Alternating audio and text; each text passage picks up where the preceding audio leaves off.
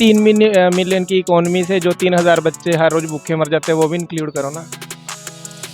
कितने बच्चे तो चंडीगढ़ और मतलब जो हमारा देश है उसमें कितने बच्चे गरीब ऐसे मर जाते हैं, उनके ऊपर भी बात होनी चाहिए। चंडीगढ़ में मैं बीएड कर रही हूँ, तो मैं बीएड में जब मेरी टीचिंग प्रैक्टिस होती है, मैं खुद जाके वहाँ देखती हूँ लड़कियाँ आती नहीं है स्कूल में, और जो लड़के आते हैं वो वहाँ पर कोई गुटखा खा रहा है, कोई अपने बैग्स में चाकू रख रहा है। समटाइम्स हमें भी डर लगता है। सर ऐसा है, article 1 of Indian constitution state that कि इंडिया दैट इज़ भारत। और दूसरी बात यह है कि शब्दों में उलझाया जाता है। यही हो रहा है कि किसी ग्राउंड का नाम बदल के कुछ और रख दिया, औरंगजेब रोड का नाम बदल के कुछ और रख दिया, शिवाजी पार्क का नाम, या जो जवाहरलाल नेहरू के नाम पे चीज़ें थी वो सिर्फ नाम बदला जा रहा है, हालात वही है। मीडिया वैसे तो ਅਸੀਂ टीवी चैनल देखते ही बहुत घੱਟ ਆ, न्यूज़ चैनल ਤਾਂ ਕਦੇ ਦੇਖੇ ਨਹੀਂ ਤੇ ਆਪ ਬਸ ਅਖਬਾਰ ਪੜ੍ਹ ਕੇ ਦੇਖ ਲਈਦਾ। ਉਹਦੇ ਵਿੱਚ ਵੀ ਅਸੀਂ ਚਾਹੁੰਦੇ ਹਾਂ ਵੀ ਜੋ ਮੈਨੀਫੈਸਟੋ ਦਾ ਉਹ ਦਿਖਾਏ ਜਾਣ, ਲੋਕਾਂ ਨੂੰ ਰਿਸਰਚ ਨਾ ਕਰਨੀ ਪਵੇ ਕਿਸੇ ਪਾਰਟੀ ਦੇ ਮੈਨੀਫੈਸਟੋ ਦੇ ਅੱਗੇ ਰੱਖ ਦਿੱਤੇ ਜਾਣ ਉਹਨਾਂ ਦੇ, ਪਰ ਉਹ ਦਿਖਾਉਂਦੇ ਨਹੀਂ। ਮੀਡੀਆ ਤਾਂ ਬਸ ਚਟਪਟੇ ਬਿਆਨ ਨੇਤਿਆਂ ਦੇ ਭਾਲਦਾ, ਉਹ ਮੁੜ ਕੇ ਦਿਖਾਈ ਜਾਂਦਾ। पंजाब में ख़ास तौर से जो यूथ का रुझान होता है वो रुझान जो है कि बाहर जाने का होता है। आपको क्या लगता है कि इंडिया में बीन पंजाब में ऐसी कौन सी चीज़ें नहीं हैं जिसको छोड़कर यूथ जो है कि वो बाहर जाने की कोशिश करे?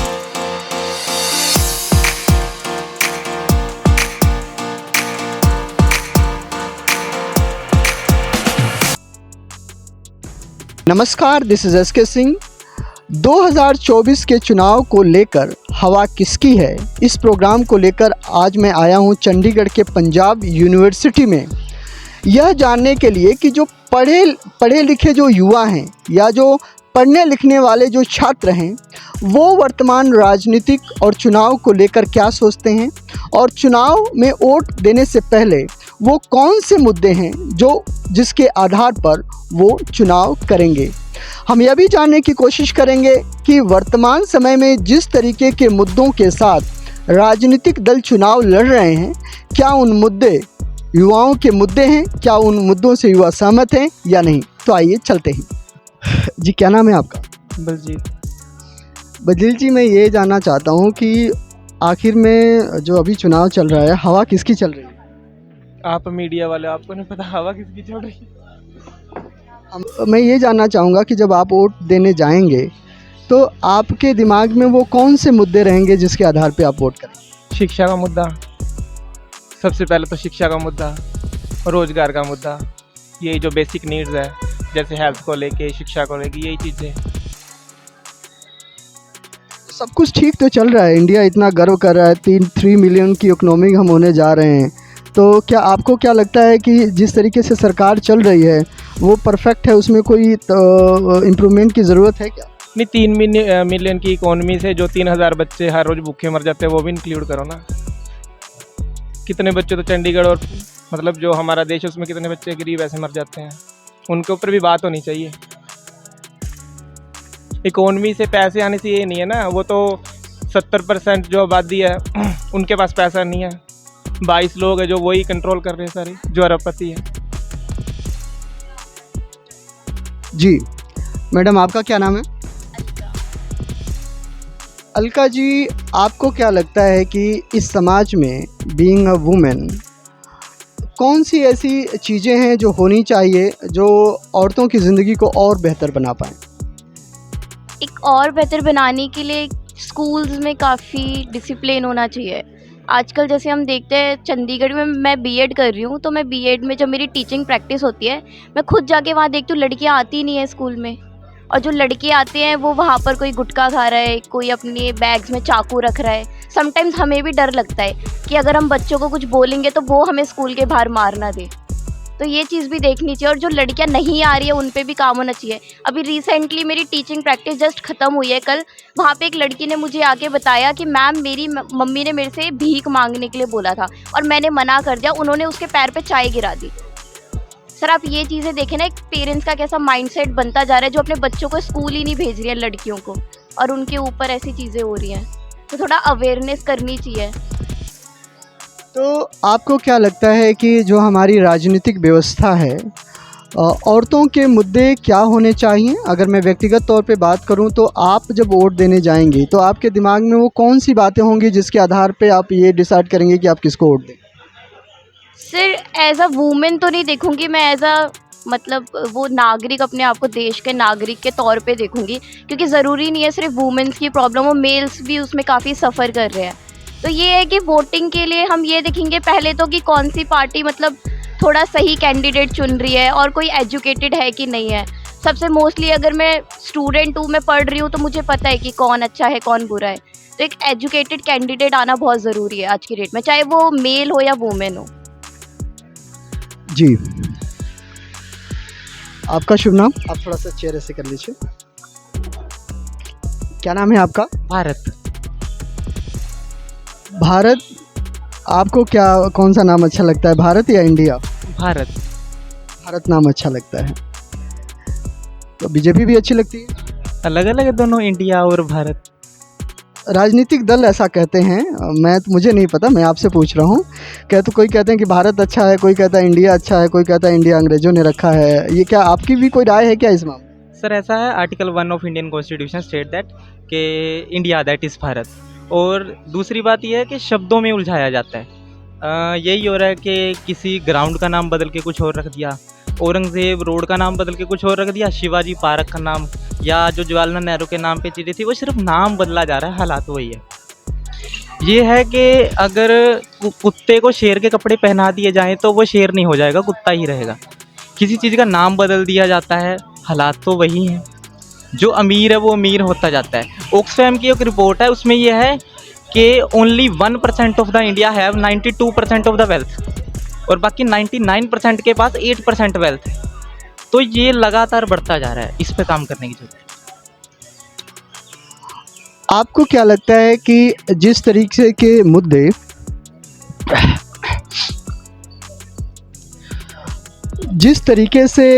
मुद्दे जो राजनीतिक पार्टी अपने मैनिफेस्टो में लेकर बता रहे हैं, उसमें आपके मुद्दे दिख रहे हैं क्या?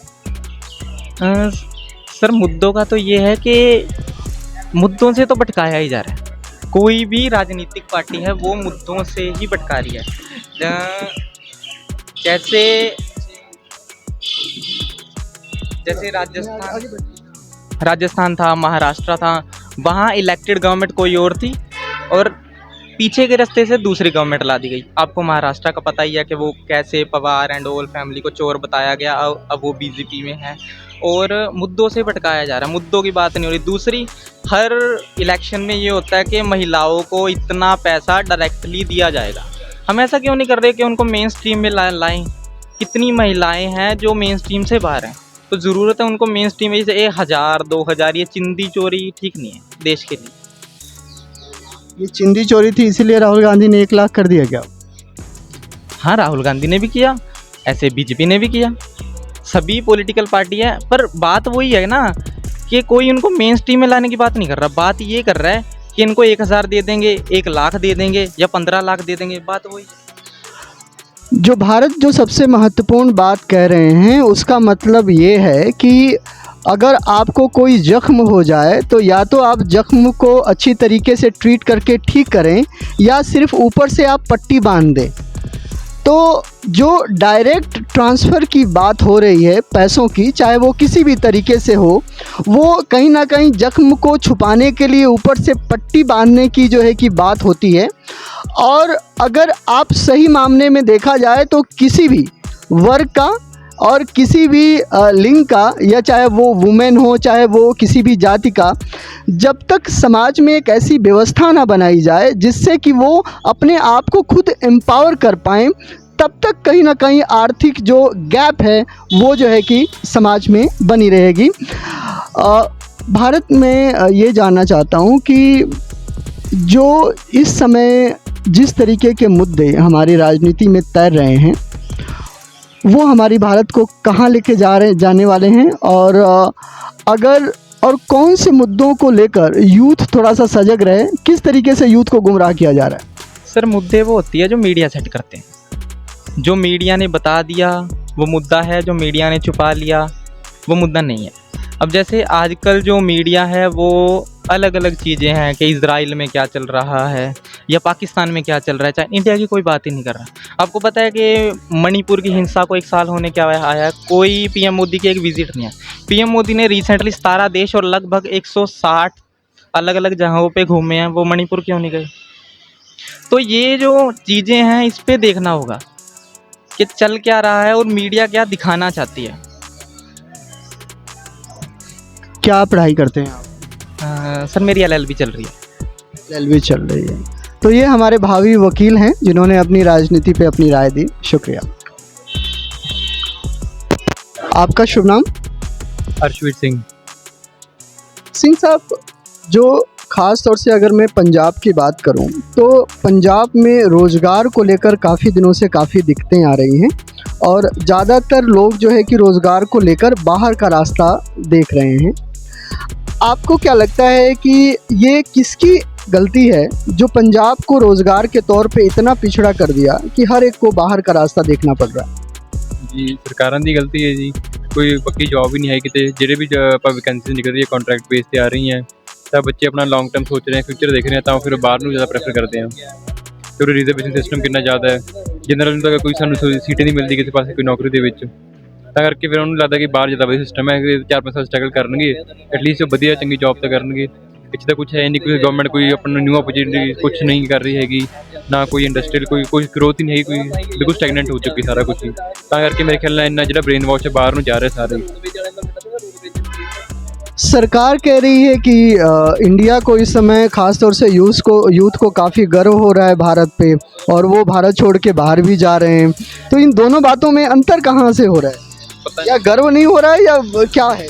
ਨਹੀਂ ਸਾਨੂੰ ਤਾਂ ਕੋਈ ਗਰਵ ਨਹੀਂ ਹੋ ਰਿਹਾ ਜੀ, ਸਾਨੂੰ ਤਾਂ ਕੋਈ ਮਤਲਬ ਐਵੇਂ ਦਾ ਮੂਵਮੈਂਟ ਨਹੀਂ ਦਿਖ ਰਿਹਾ ਹੈਗਾ ਵੀ ਸਾਨੂੰ ਗਰਵ ਹੋਵੇ। ਜਾਂ ਸਾਡਾ ਤਾਂ ਪੰਜਾਬ ਜਿੰਨੀ ਵੱਡੀ ਡਾਊਨਫਾਲ ਹੀ ਜਾ ਰਿਹਾ ਯਾਰ, ਸਾਨੂੰ ਤਾਂ ਕੋਈ ਰਹੇਗਾ ਮਤਲਬ ਕੀ ਗਰੋਥ ਨਹੀਂ ਸਾਨੂੰ ਦਿਖ ਨਹੀਂ ਰਹੀ ਹੈ ਕਿਤੇ ਵੀ, ਅਸੀਂ ਕਹਿ ਸਕੀਏ ਅਸੀਂ ਪ੍ਰਾਊਡਲੀ ਕਿਸੇ ਇੰਡੀਆ ਦੇ ਹਾਂ। आपका शुभ नाम? शांता सिंह। शांता जी, जो यूथ है, यूथ वोट करने जब जाएगा तो उसके दिमाग में कौन कौन से मुद्दे जो है कि वो रहेंगे जिसको आधार पर वोट करें? ਵੋਟਾਂ ਨੂੰ ਪਹਿਲਾਂ ਤਾਂ ਇਹ ਚੀਜ਼ ਸਮਝਣ ਵਾਲੀ ਹੈ ਜੀ, ਸਾਡੇ ਲੋਕਾਂ ਨੇ ਇਹ ਕਿਹਨੇ ਕਹਿਦਾ ਵੀ ਸਿਆਸਤਦਾਨ ਸਾਡੀ ਕਿਸਮਤ ਬਦਲ ਦੇਣਗੇ ਜਾਂ ਸਾਡਾ ਦੇਸ਼ ਬਦਲ ਦੇਣਗੇ। ਜਦੋਂ ਸਾਡਾ ਦੇਸ਼ ਆਜ਼ਾਦ ਹੋਇਆ ਹੁਣ ਤੱਕ ਦੇ ਲੈ ਕੇ ਕਿਸੇ ਵੀ ਸਿਆਸਤਦਾਨ ਨੇ ਆਪਣੀ ਨਿੱਜੀ ਪ੍ਰਾਪਰਟੀ ਨੂੰ ਵਧਾਉਣ ਤੋਂ ਬਿਨਾਂ ਦੇਸ਼ ਦਾ ਕਦੇ ਵਧਾਇਆ ਕੁਛ? ਕਿਸੇ ਵੀ ਸਿਆਸਤਦਾਨ ਦੀ ਆਪਣੀ ਜਿਹੜੀ ਬੈਕਗਰਾਊਂਡ ਹੈ ਉਹਦੀ ਸਿਆਸਤ ਲਾਉਣ ਦੀ ਪਹਿਲਾਂ ਦੀ ਚੈੱਕ ਕਰ ਲਓ, ਜਦੋਂ ਸਿਆਸਤ ਜਾ ਕੇ ਉਹਦੇ ਬਾਅਦ ਦੀ ਚੈੱਕ ਕਰ ਲਓ। ਉਹਦੀ ਆਪਦੀ ਪ੍ਰਾਪਰਟੀ ਤੋਂ ਬਿਨਾਂ ਕੁਛ ਫਰਕ ਪਿਆ, ਦੇਸ਼ ਦਾ ਕੁਛ ਉਹਨੇ ਵਧਾਇਆ ਜਾਂ ਕੁਛ ਵੀ ਕਰਿਆ? ਇਹ ਸਾਡੇ ਵਹਿਮ ਹੈ ਮਨਾਂ ਦੇ ਵੀ ਸਿਆਸਤਦਾਨ ਸਾਡੀ ਕਿਸਮਤ ਬਦਲ ਦੇਣਗੇ। आपकी मैं अपनी राय जानना चाहूँगा कि ये जो नक्शा है जो इतने सालों से 70-75 सालों से चीज़ें आ रही हैं, जिसमें बातें तो गरीबों की होती हैं लेकिन गरीब और गरीब हो जाता है और अमीर हो जाता है, ख़ास तौर से राजनीतिक दल के अपने कैंडिडेट्स। ऐसी स्थिति को बदलने के लिए अगर मैं आपको आज ये मौका दूं कि आप जो है कि इस देश के प्रधानमंत्री बने, तो आप कौन सा ऐसा बदलाव लेकर आएंगे जिससे कि ये चीज़ें बदल पाएँ? आपको क्या लगता है कि जब आप वोट करने जाएंगे तो आपके दिमाग में वो कौन से मुद्दे रहेंगे जिसके आधार पे आप वोट करें? मेन पर्पस तो यही है हमारा, क्या भाई स्टूडेंट्स हैं तो हम लोग को जॉब चाहिए पहले तो, कि जॉब पे जिसका ध्यान ज़्यादा होगा, जो जॉब दे उसके लिए हम वोट करेंगे। आपको क्या लगता है कि जो इस समय जो जॉब की सिचुएशंस चल रही हैं और जिस तरीके से 5 साल तक या 10 साल तक सरकार ने जॉब के ग्रोथ को लेकर काम किया है, क्या उससे आप संतुष्ट हैं? हाँ, कुछ हद तक संतुष्ट हैं, लेकिन और काम होना चाहिए अभी। जैसे हम लाइब्रेरी सेक्टर से हैं तो हमारे फील्ड में और जॉब आनी चाहिए गवर्नमेंट। और मेन चीज़ पेपर लीक जो होते हैं, इस चीज़ पे ज़्यादा सख्ती होनी चाहिए। जो सरकार वादा करे कि एग्ज़ाम लीक नहीं होंगे, फेयर तरीके से एग्ज़ाम होगा, हम उसके साथ हैं। एग्ज़ाम लीक की जो समस्या है वो हर एक स्टेट में है, पूरे देश में है। आप ज़रा मेरे दर्शकों को ये बताएंगे कि एग्ज़ाम लीक से क्या प्रभाव पड़ता है बच्चों पर? पढ़ने वाले बच्चों का नुकसान हो रहा है उससे। कि जैसे अभी एक एग्ज़ाम हुआ था NVS का, तो एक स्टेट से ही ज़्यादातर बच्चे गए हुए थे वहाँ पे किसी एक सेंटर पे, तो उससे जो पढ़ने वाले हम लोग थे हमारा नहीं हो पाया और नाकाबिल बच्चों का एग्ज़ाम रिजल्ट क्लियर हो गया है। मेन नुकसान तो यही है। कहीं ना कहीं उसमें एक भ्रष्टाचार का बहुत बड़ा जो है बिल्कुल बिल्कुल भ्रष्टाचार ये सभी लोग मिले हुए हैं और सरकार के खिलाफ सख्त कार्यवाही करे तो जिससे आगे और कोई ना करे। जी मनवीर, आपको क्या लगता है कि इस समय जो यूथ के मुद्दे हैं, जो ज़रूरतें हैं नौजवानों के इस देश के, वो क्या है? ਮੇਨ ਤਾਂ ਐਜੂਕੇਸ਼ਨ ਹੀ ਹੈ। ਐਜੂਕੇਸ਼ਨ ਮਿਲੇ ਯੂਥ ਨੂੰ, ਸਹੀ ਰਾਹ ਮਿਲੇ ਉਹਨਾਂ ਨੂੰ ਚੱਲਣ ਵਾਸਤੇ। आप जब वोट करने जाएंगे तो आपके दिमाग में वो कौन सी बातें रहेंगी जिसके आधार पे आप तय करेंगे कि इनको वोट देना है? ਫਿਰ ਸਾਡੇ ਏਰੀਆ ਦਾ ਡਿਵੈਲਪਮੈਂਟ ਹੋਏ, ਇਨਫਰਾਸਟ੍ਰਕਚਰ ਸਹੀ ਹੋਏ, ਰੋਡ ਵਗੈਰਾ ਸਾਰਾ ਕੁਝ ਸਹੀ ਹੋਣ, ਫਿਰ ਉਹਦੇ ਬਿਹਾਫ ਤੇ ਵੋਟ ਕਰਾਂਗੇ। के हिसाब से किसकी हवा चल रही है? ਸਰ ਅਸੀਂ ਤਾਂ ਇੱਥੇ ਰਹਿੰਦੇ ਹਾਂ, ਜਦੋਂ ਹੁਣ ਪੇਪਰਾਂ ਬਾਅਦ ਪਿੰਡ ਗਏ ਤਾਂ ਫਿਰ ਵੇਖਾਂਗੇ ਕਿੰਦੀ ਹਵਾ ਚੱਲਦੀ ਹੈ। जी ठीक है। आपका शुभ नाम? आकाशदीप। आकाश, अभी जिस तरीके की राजनीति चल रही है और जिस तरीके के मुद्दों को लेकर हमारा मीडिया बात कर रहा है इस देश में, आपको क्या लगता है कि उन मुद्दों में आपकी भागीदारी है कि यार मैं तो ये सोच रहा था, यही मीडिया बात कर रहा है? क्या आपको ऐसा कुछ देखने को मिला? नहीं जी, नहीं देखने को मिलता। आप क्या चाहते हैं कि मीडिया किस चीज़ के बारे में बात करे? ਮੀਡੀਆ ਵੈਸੇ ਤਾਂ ਅਸੀਂ ਟੀਵੀ ਚੈਨਲਸ ਦੇਖਦੇ ਹੀ ਬਹੁਤ ਘੱਟ ਆ, ਨਿਊਜ਼ ਚੈਨਲਸ ਤਾਂ ਕਦੇ ਦੇਖੇ ਨਹੀਂ, ਤੇ ਆਪ ਬਸ ਅਖਬਾਰ ਪੜ੍ਹ ਕੇ ਦੇਖ ਲਈਦਾ। ਉਹਦੇ ਵਿੱਚ ਵੀ ਅਸੀਂ ਚਾਹੁੰਦੇ ਹਾਂ ਵੀ ਜੋ ਮੈਨੀਫੈਸਟੋ ਦਾ ਉਹ ਦਿਖਾਏ ਜਾਣ, ਲੋਕਾਂ ਨੂੰ ਰਿਸਰਚ ਨਾ ਕਰਨੀ ਪਵੇ ਕਿਸੇ ਪਾਰਟੀ ਦੇ ਮੈਨੀਫੈਸਟੋ ਦੇ ਅੱਗੇ ਰੱਖ ਦਿੱਤੇ ਜਾਣ ਉਹਨਾਂ ਦੇ, ਪਰ ਉਹ ਦਿਖਾਉਂਦੇ ਨਹੀਂ। ਮੀਡੀਆ ਤਾਂ ਬਸ ਚਟਪਟੇ ਬਿਆਨ ਨੇਤਿਆਂ ਦੇ ਭਾਲਦਾ, ਉਹ ਮੁੜ ਕੇ ਦਿਖਾਈ ਜਾਂਦਾ।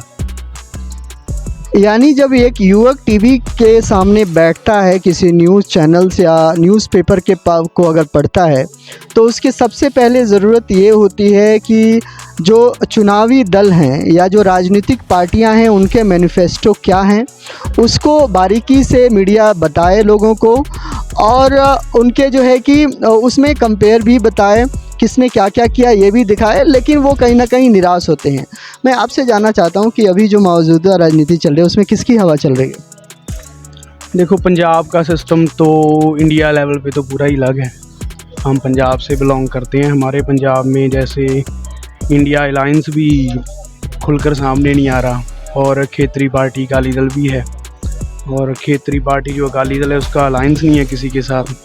इसलिए पंजाब में अभी कुछ समझ नहीं आ रहा, शायद कांग्रेस लीड में है। तो जिस तरीके से पहले लोगों को राजनीतिक दलों ने कंफ्यूज किया था, इस समय तो राजनीतिक दल खुद ही कंफ्यूज हो रखे हैं क्या? नहीं, उनका तो सब क्लियर है। उनका क्लियर है, जनता कंफ्यूज। हाँ, जनता कंफ्यूज है। बाकी देखो, अजे पक्का नहीं कुछ कह सकते, पर कांग्रेस ओवरऑल लीड से हैगी पंजाब से है। ठीक है, आपका शुभ नाम? लवप्रीत। लव जी, आपको क्या लगता है कि जब आप वोट देने जाएंगे तो आपके दिमाग में वो कौन से मुद्दे रहेंगे जिसको आप देकर वोट करें? मुद्दे तो सर जो पर्टिकुलर एरिया की डिमांड है उसके मुताबिक जो भी कैंडिडेट है उसके हिसाब से वोट डालनी चाहिए। मेरा ओपिनियन तो यही है। आने वाले 10 सालों के अंदर आपको आप कहाँ रहते हैं? मैं बेसिकली पंजाब से, डिस्ट्रिक्ट फाजिल। पंजाब में ख़ास तौर से जो यूथ का रुझान होता है वो रुझान जो है कि बाहर जाने का होता है। आपको क्या लगता है कि इंडिया में, बीन पंजाब में, ऐसी कौन सी चीज़ें नहीं हैं जिसको छोड़कर यूथ जो है कि वो बाहर जाने की कोशिश करे? सर मेन तो जैसे जो पंजाब है एग्रीकल्चर पे डिपेंडेंसी ज़्यादा है, तो सरकारों को चाहिए कि एग्रीकल्चर पे ज़्यादा काम करें, यूथ को एग्रीकल्चर के लिए कंपेल करें कि आप फार्मिंग एक अच्छा करियर भी बन सकता है। जो हमारी ट्रेडिशनल फार्मिंग है उससे हट के जो नई फार्मिंग क्रॉप्स आ रही हैं, जो भी है मॉडर्नाइजेशन फार्मिंग में होना चाहिए, टेक्निक्स पॉलिसीज़ नई लानी चाहिए, यूथ उससे उत्साहित होकर अपना वहाँ फार्मिंग में जाए। क्योंकि पंजाब में जो इंडस्ट्रियलाइजेशन है बहुत कम है और वो बढ़ नहीं सकता, क्योंकि फार्मिंग एरिया है, इंडस्ट्रियलाइजेशन ज़्यादा हो भी नहीं सकता, तो फार्मिंग ही उसके लिए बेटर ऑप्शन है और जाना भी चाहिए। तो बाहर जाना कोई ऑप्शन तो नहीं है, बट लोग मजबूर होके जा रहे हैं, कोई ऑप्शन नहीं है। अगर मैं आपसे बात कहूं कि नरेंद्र मोदी और राहुल गांधी, तो उसमें आपको कौन बेहतर लीडर लगता है जो देश को आगे लेके जा सकता है? सर वैसे तो कोई भी सरकार है अपना मैनिफेस्टो पहले लेके आती है, तो लोगों को मुद्दों की राजनीति करनी चाहिए, ना कि जिसकी हवा है लोगों से बात सुन के भी इसको वोट डालनी है उसको वोट डालनी है, ऐसा नहीं होनी चाहिए। मुद्दों की राजनीति होनी चाहिए और जो भी कैंडिडेट अच्छा उन मुद्दों पे खरा उतरे उनको वोट डालनी चाहिए। जी, तो मैं था पंजाब यूनिवर्सिटी में, जिसमें आपने छात्रों की बातें सुनी। आगे और हम बात करेंगे। नमस्कार।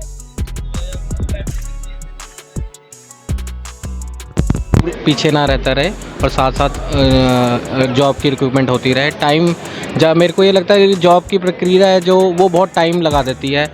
इतने टाइम में जब तक बच्चों का तब तक 2-2 साल एक रिक्रूटमेंट को कंप्लीट कराने में ही लगा देते हैं। तो उस प्रोसेस को अगर थोड़ा फास्ट कर दे और फेयर कर दे लोगों को कि फेयर हो, और इससे पहला तो फेयर होना बहुत ज़रूरी है, ट्रांसपेरेंसी होना ज़रूरी है कि सख्त से सख्त ज़्यादा कानून बने इस पर, क्योंकि प्रॉब्लम ज़्यादा से ज़्यादा ये हो रही है कि अनडिजर्विंग कैंडिडेट लग रहा है तो वो सिस्टम और करप्टेड हो रहा है, इसका ये ज़्यादा प्रॉब्लम है। तो इस चीज़ के लिए मेरे हिसाब से गवर्नमेंट को बहुत ज़्यादा स्ट्रिक्ट रूल बनाना चाहिए कि कोई आगे से ये करे तो उसको करने से ही डरे, इस चीज़ को करने से ही डरे, जिससे कि आगे वो कोई पेपर लीक ना करे, सेटिंग ना करे। जिस मेन ये प्रॉब्लम ज़्यादा है। एम्प्लॉयमेंट को परसेंटेज तो बढ़ाना ही होगा, क्योंकि आजकल लिटरेसी रेट बढ़ रहा है तो एम्प्लॉयमेंट भी ज़्यादा चाहिए।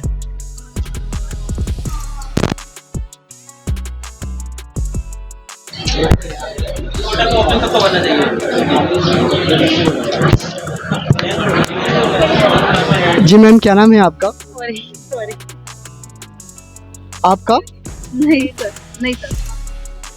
तो ये हमारे पढ़ने लिखने वाले स्टूडेंट हैं, और जो महिलाओं का मुद्दा है, और महिलाओं को हमेशा इस बात का वो होता है कि उनकी भागीदारी जो है कि समाज में नहीं होती, और उस भागीदारी के पीछे कुछ उनकी अपनी राय भी नहीं है। जैसे मैंने बात की तो इन्होंने सॉरी कह दिया, और हम इस बात को आगे लेके जाएंगे कि अपनी बात को वो रखें ताकि आगे बात हो। सलाह होनी चाहिए एजुकेशन च। ये एजुकेशन तो चल ही रहा है, कॉलेज हैं, स्कूल्स हैं, आप जितना पैसा है उसके हिसाब से आप चूज़ कर लीजिए कौन से स्कूल में जाना है आपको, ठीक है। बच्चा अफोर्ड नहीं कर सकता ना पैसे भी, ਉਹਦੇ 'ਚ ਵੀ ਥੋੜੇ ਰਿਫਾਰਮਸ ਹੋਣੇ ਚਾਹੀਦੇ ਆ एजुकेशन ਦੇ ਵਿੱਚ ਵੀ। यानी काफ़ी महंगी हो गई। ਹਾਂਜੀ ਸਰ, ਹੈਗੀ ਮਹਿੰਗੀ ਵੀ ਹੈਗੀ, ਕਈ ਬੱਚੇ ਸਰ ਨਹੀਂ ਕਰ ਸਕਦੇ ਅਫੋਰਡ। ਵੈਸੇ ਵੀ ਸਰ ਐਜੂਕੇਸ਼ਨ ਦੇ ਵਿੱਚ ਵੀ ਰਿਫਾਰਮਸ ਹੋਣੇ ਚਾਹੀਦੇ ਆ, ਜਿਹੜਾ ਕਰਿਕੂਲਮ ਆ ਸਰ ਸਟੱਡੀ ਤੋਂ ਰਿਲੇਟਿਡ। ਜਿੱਦਾਂ ਹੁਣ ਸਰ ਪਿੱਛੇ ਜੇ ਨੀਪ ਪੋਲਿਸੀ ਆਈ ਉਹਦੇ ਵਿੱਚ ਵੀ ਸਰ ਕਈ ਡਿਲੀਸ਼ਨ ਕੀਤੀ ਆ ਉਹਦੇ 'ਚ एजुकेशन दे विच सर। हाँ जी। हवा किसकी चल रही है कुछ पता है? नहीं सर, अजे तो इत्थे बिजी रहने स्टडी दे विच इन्ना को खास ध्यान नहीं दिंदे।